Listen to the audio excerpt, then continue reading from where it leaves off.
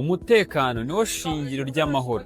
Rero kurinda umutungo wawe kugira ngo ube wizewe kandi unatekanye bitangira ku ngufuri nziza igufasha mu gukumira ubujura ndetse nagatuma ugira icyizere cyinshi cyane cyuko ibintu byawe bitekanye. Rero muri River Trading tugufitiye Padlocks zikaba ari ingufuri nziza kandi zizewe zishobora gukumira ubujura ku bikoresho byawe bitandukanye yaba mu rugo ndetse naho ukorera hose. Ikindi kandi nakubwira nuko izi ngufuri tuzifite mu moko atandukanye ndetse n'ingano zitandukanye. Hari aho dufitemo Mindi lock, dufitemo Free Shield, tukagiramo Tree Long, tukagiramo a Wire Lock, tukagiramo Alarm Lock, ndetse tukagiramo Tree Cycle, ndetse n'indi ya rurangiza ariyo Wuzi Lock. Ikindi kandi nakubwira nuko muri izi ngufuri zose dufitemo na Solix.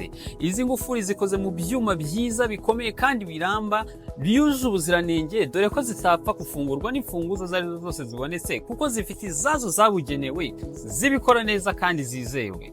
Izi ngufuri uramutse uzishaka rero nta handi rwose ukwiye kujya kwirugubariza uretse mu maduka ya River Trading. River Trading duhereye mu mujyi ku muhanda uzamuka ujya kuri Hotel Gloria uva ku isoko rya Nyarugenge. Duhereye kandi ku Muhima ku muhanda umanuka Nyabugogo haruguru ya station ya polisi.